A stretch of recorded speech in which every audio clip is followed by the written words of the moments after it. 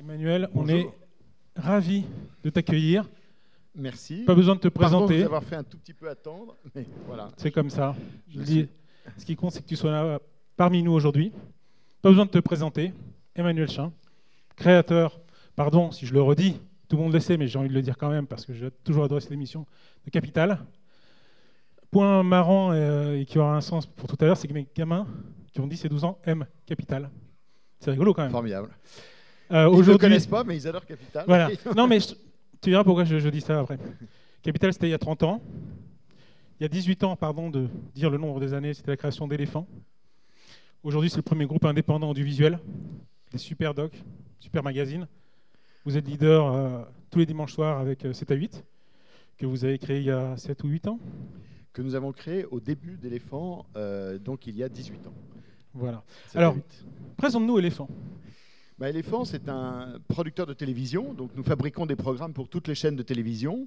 Quand j'étais M6 et que je produisais Capital, ce que j'aimais surtout, c'était créer et fabriquer des programmes. Et à l'époque, je voyais arriver des producteurs qui proposaient des programmes pour M6, dont certains étaient excellents, mais ils n'étaient pas adaptés à la ligne éditoriale d'M6. Donc un jour, avec celui qui est devenu mon associé Thierry Bizot, je lui ai dit, tu sais, si on quitte M6 pour créer une société de production indépendante, on pourra travailler pour toutes les chaînes avec une variété de lignes éditoriales et se concentrer sur ce qu'on aime faire, c'est-à-dire créer des contenus différents. Et donc Éléphant est né comme ça.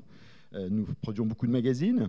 Je vais citer 7 à 8, Invitation au voyage sur Arte, Les pouvoirs du corps humain sur France 2, Le monde de Jamie sur France 3, beaucoup de documentaires, une vingtaine de documentaires par an. Beaucoup de séries télé, la série Fais pas ci, fais pas ça, qui a duré pendant 9 saisons, et d'autres séries, des comédies familiales. On a 7 séries en production actuellement. Du cinéma aussi. Du cinéma. Des contenus également pour les marques et les entreprises, parce qu'on est très entreprise-friendly, et on comprend bien les problématiques des entreprises, et on a voulu mettre au service des entreprises le savoir-faire de production, de créativité éditoriale, de conception stratégique sur des tas de types de formats pour les marques et les entreprises.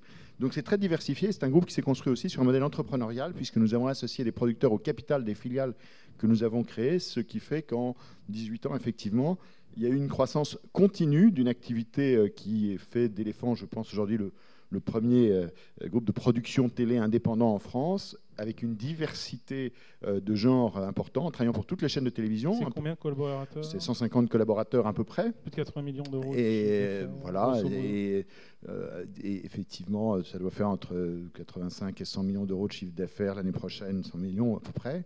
Bravo. Mais bon, mais c'est pas tellement la taille, c'est une chose, c'est surtout l'indépendance économique qui nous permet de continuer à investir. Le fait d'être un groupe indépendant également, c'est qu'on ne prend pas de dividendes parce qu'on n'a pas de dividendes à remonter à nos actionnaires, parce que ce sont les producteurs et mon associé Thierry Bizot et moi les actionnaires, et on a décidé de réinvestir dans l'entreprise, ce qui a permis de faire de la croissance interne et de croître voilà, sur un marché où de plus en plus le contenu devient déterminant. Alors, Éléphant, c'est de la production télé, on va dire audiovisuelle. Il y a quelque chose qui est arrivé en force depuis quelques années, c'est le digital. Oui. Un brûle pour point, quelle est ta vision? Si tu as quelque chose à dire du digital, Le ce digital, serait quoi? ça a révolutionné le monde de distribution des images. C'est-à-dire qu'avant, quand j'ai commencé la télévision, tu as gentiment rappelé, c'était il y a de nombreuses années, ça ne me rajeunit pas, il y avait quelques chaînes de télévision qui avaient le monopole de distribution des images et des contenus. Depuis, vous avez, avec le digital et le numérique, des tas de médias qui se sont créés, et la télé a perdu ce monopole-là. Donc déjà, ça a modifié les modes de consommation de la télévision. Il faut savoir qu'aujourd'hui, 20% de l'audience d'un programme, elle ne se fait pas à l'instant T, à l'heure précise, mais elle se fait en décalé, en replay. On peut regarder les programmes anywhere, anytime sur les plateformes. Les modes de consommation des usages, aujourd'hui, 80% des 15-24 ans sont sur YouTube chaque jour, 24 millions de Français sur Facebook chaque jour. Le nouvel écran, c'est votre téléphone portable, dont les données l'échange des données a été multiplié par 2 en 2 ans et va être multiplié par 10 dans les 5 ans qui viennent avec l'arrivée de la 5G. Donc des contenus de plus en plus facilement accessibles sur ces nouveaux mobiles et nouveaux écrans. Donc le digital, c'est d'abord une révolution du monde de la distribution des images, avec des consommations beaucoup plus individualisées, plus communautaires aussi, parce que ça permet de manière très ciblée, sur des cibles particulières, d'avoir des contenus sur des réseaux sociaux ou autres. Je crois malgré tout que la télé reste très puissante. D'abord, le temps passé devant la télévision reste très important, 3h36 l'année dernière. Il y avait un article des Échos ce matin qui disait que consommation en septembre a baissé à 3h18, c'est la plus forte baisse en un an. Tu parles toujours de télé linéaire. Télé linéaire, et avec le replay. 3h18, donc c'est une baisse importante. Alors il mettait ça sur l'effet de la météo, parce que septembre, c'est le mois de septembre. Voilà. Mais par contre, il ne prenait pas les tablettes portables, téléphones portables et tablettes qui rajouteraient 10 minutes. Donc on est à moins 3%, paraît-il, sur la consommation télé, mais ça reste quand même très très puissant. Et il y a une autre chose qui est très importante, c'est que, je vais vous prendre un exemple. Prenons un film de cinéma, une comédie, Les Visiteurs, qui a été une grande comédie populaire. Vous avez, alors il n'y a plus beaucoup de DVD maintenant, mais enfin vous avez un DVD chez vous, vous l'avez sur une plateforme SVOD, vous pouvez le regarder. Vous n'avez pas forcément le regarder. Le soir où il passera à 20h50 sur TF1, il y aura, comme par hasard, 10 millions de gens qui vont le regarder. Donc la télé garde, c'est un média populaire, gratuit, qui garde quelque chose qu'aucun autre média digital n'a, c'est la capacité à rassembler au même moment, au même instant, des gens. Et donc on a tous, je crois que c'est dans l'être humain, un côté un peu grégaire, où on a besoin inconsciemment, dans un moment où la société digitale individualise les usages et les consommations, donc on a des consommations individualisées, on peut à n'importe quel moment sur son portable aller sur Instagram, sur machin, sur une plateforme, voir sur Netflix, un truc spécial. Mais en même temps, on a besoin de se rassembler, et la télé garde cette puissance extraordinaire. Si je fais un parallèle avec la musique, les gens achètent moins de disques, mais ils vont plus souvent au concert. Donc la télé reste ce média de rassemblement qui garde une puissance très forte. Néanmoins, on voit la montée du SVOD. C'est aujourd'hui un tiers des internautes. Ça progressait de 10 points. C'est un confort d'usage. Le digital, c'est d'abord un confort d'usage et de consommation. C'est comme si je fais un parallèle avec la grande distribution. Avant, vous allez chez Carrefour acheter faire vos courses. Avec l'arrivée d'Amazon, il y a une révolution, un truc. Donc maintenant, il y a Carrefour et les grandes surfaces ont aussi des services en ligne où on peut faire ses achats en ligne, etc. Donc pour moi, les médias sont des distributeurs d'images là où il y a des producteurs. Ils peuvent aussi produire leur propre contenu. Et donc, il y a une révolution des usages, mais la télé peut s'adapter à ça. D'ailleurs, avec le replay, aujourd'hui, 20% de l'audience d'un programme télé se fait en non linéaire. Mais le linéaire garde cette puissance pour les événements, bien sûr, les grands matchs de foot, les grands événements, les grandes informations, etc. Mais voilà, dimanche soir, pardon de citer 7 à 8, il y a eu 5 millions de personnes qui ont regardé un reportage exceptionnel sur les narcotrafiquants dans 7 à 8. Voilà, on n'a pas ces audiences-là. Elles sont beaucoup plus fragmentées sur les réseaux sociaux ou sur les plateformes numériques. Parlons des plateformes numériques. Netflix. Netflix. Qu'est-ce que c'est pour Éléphant? Est-ce que c'est un partenaire, un concurrent? Sûrement pas un concurrent, c'est un client, entre guillemets. D'accord. Puisque tu peux nous en dire plus quand notre métier, c'est de fabriquer des programmes et de pouvoir les proposer à tous les diffuseurs, qu'ils soient linéaires, non linéaires, numériques, etc. Netflix a 2 avantages. D'abord, ils offrent une puissance de diffusion mondiale. Quand vous avez la chance d'avoir une série ou un film documentaire ou une série documentaire sur Netflix, il est potentiellement vu par 70 millions de personnes dans le monde. Bon, donc c'est quand même une puissance extraordinaire. Deuxième chose qu'ils offrent, c'est une diversité de programmes. C'est-à-dire qu'il y a des programmes que vous ne pourriez pas produire pour une chaîne de télévision mainstream, mais c'est la différence entre le payant et le gratuit. Et dans la fiction, c'est très manifeste. En fiction, sur une chaîne gratuite, vous devez faire un programme qui va être fédérateur pour un très large public. Alors que les médias numériques, qu'ils soient gratuits ou payants, vont avoir des audiences plus ciblées, de niche, plus communautaires parfois, et donc une diversité aussi de contenu beaucoup plus importante. Donc il y a des projets éditoriaux, pour dire autrement les choses, qu'on pourra faire sur Netflix, qu'on ne pourra pas faire sur d'autres chaînes. Vous faites des choses déjà? On a plusieurs projets en développement. Là, on vient de vendre une série Amazon, une autre à Disney. Disney vient de créer une plateforme également à Disney. Et on a sur Netflix des projets. On espère, et je pense... Quand est-ce qu'on pourra les voir? Non, mais c'est des projets qui sont en développement. Pour l'instant, on n'a pas encore, pour être tout à fait clair, nous n'avons pas encore vendu un nouveau programme à Netflix. Mais nous pensons qu'on va se donner les moyens de le faire. Et en tout cas, ce sont de nouveaux partenaires, évidemment. Alors, il y a une différence dans le modèle économique, c'est que quand vous produisez un programme pour Netflix ou pour Amazon ou pour ces plateformes, vous cédez tous les droits monde. Donc, c'est moins entrepreneurial. Vous êtes plus un producteur exécutif. Et ce que je crois, c'est que ça va être une guerre des talents où ils vont payer les talents. Et d'ailleurs, aujourd'hui, ils cherchent à avoir les meilleurs talents, les meilleurs réalisateurs, les meilleurs auteurs. Comment est-ce que tu sens les choses? Est-ce qu'il y a une volonté, je vais exagérer un peu, monopolistique de leur part? Netflix, c'est 10 à 13 milliards de si je ne me trompe pas, d'investissement en contenu. Est-ce 8 qu'ils veulent milliards, verticaliser 8 la milliards chaîne cette ou est-ce que année, ce les qui est beaucoup. acteurs... 8 milliards, est-ce que Oui. c'est déjà pas mal? Ben, c'est une course de vitesse pour devenir la plateforme payante. Sur tous ces marchés, il faut se positionner. Ça a été le cas de Canal, qui pendant longtemps a été la grande chaîne payante avec des programmes spécifiques, très qualitatifs dans des genres, que ce soit les meilleures compétitions de sport, etc. Bon.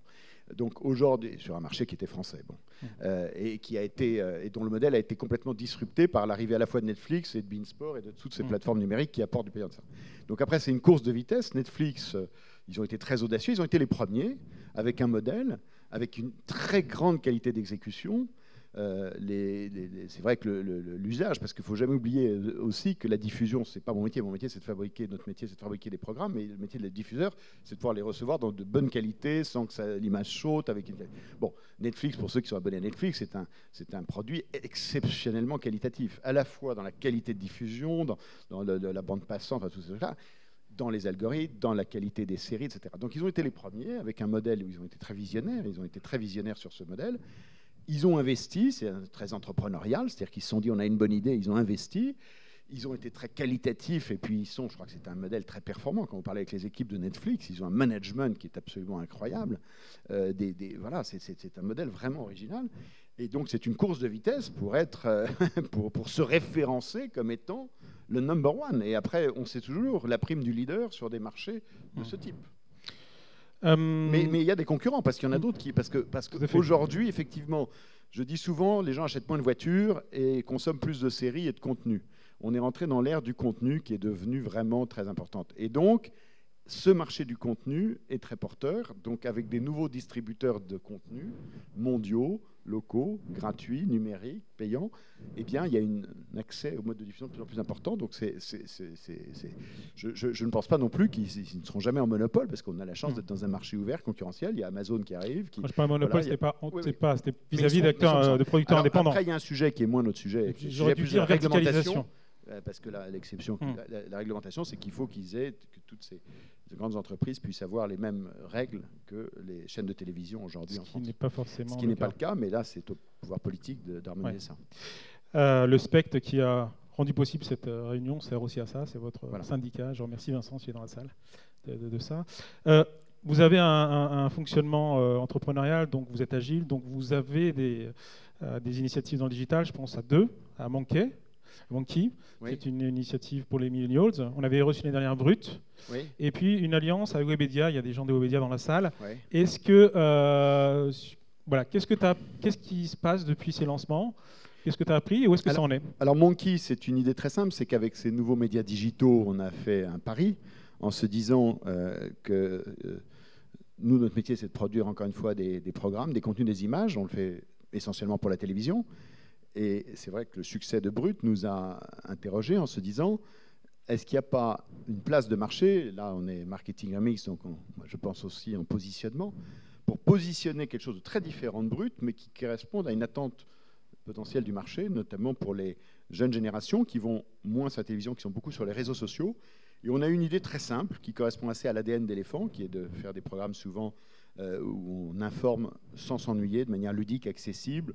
Capital, même si ce n'est pas produit par Éléphant, c'était cette idée-là. Et tous nos services, tous nos magazines de connaissances et découvertes. On s'est dit, voilà, on va créer un média 100% digital, donc sur les réseaux sociaux, 100% vidéo, en 3 minutes chaque jour, une vidéo qui permet de comprendre l'actualité, un sujet d'actualité de manière ludique, accessible, avec les codes d'écriture des millennials, donc un ton, une écriture très ludique, et en même temps, le savoir-faire pédagogique des équipes d'Éléphant pour le rendre très accessible. Partons du principe que les jeunes générations aujourd'hui, il y a l'info LOL qui fait marrer, etc. Mais il y a aussi un grand besoin, ça j'en suis convaincu, de comprendre le monde dans lequel on vit, et que la pédagogie, quand elle est accessible, elle est facile d'accès, elle est ludique, elle est extraordinairement valorisante pour celui qui reçoit ça. Donc on a créé Monkey, on a investi. Ça c'est un investissement, quand je parlais d'investissement, ou plutôt que prendre des dividendes, on réinvestit, on a investi, ça a coûté un investissement de 600 000 € cette année, Monkey, pour produire chaque jour une vidéo de grande qualité. Aujourd'hui, effectivement, il y a eu plus de 2,5 millions de vidéos vues ce mois-ci, des interactions importantes, 400 000 interactions, c'est un taux d'engagement très important. C'est un produit qui a été jugé par à la fois les gens qui le regardent, comme extrêmement qualitatif, un positionnement très particulier, très différent de Brut. C'est tout à fait différent. Ce que nous faisons, Brut ne le fait pas, et ce que Brut fait, nous ne le faisons pas. Donc c'est la force de ces médias sociaux aujourd'hui. Et nous avons 75 000 abonnés aujourd'hui. C'est un très très beau produit. Alors le temps clignote, je voulais t'interviewer aussi sur le travail que tu fais auprès des youtubeurs, parce que tout à l'heure on reçoit John Phoenix.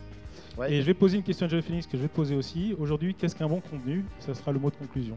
Qu'est-ce qu'un bon contenu pour toi?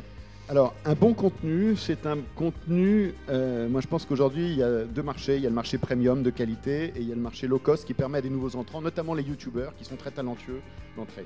Le moyen de gamme est complètement perdu. Le bon contenu, pour moi, c'est un contenu dans un monde d'images qui est celui dans lequel nous sommes. Il y a deux types d'images ou deux types de contenus. Il y a les images qui passent, parce qu'il y a de plus en plus d'images et elles ne vous impriment rien, elles restent peu, elles ne restent pas. Et il y a celles qui marquent.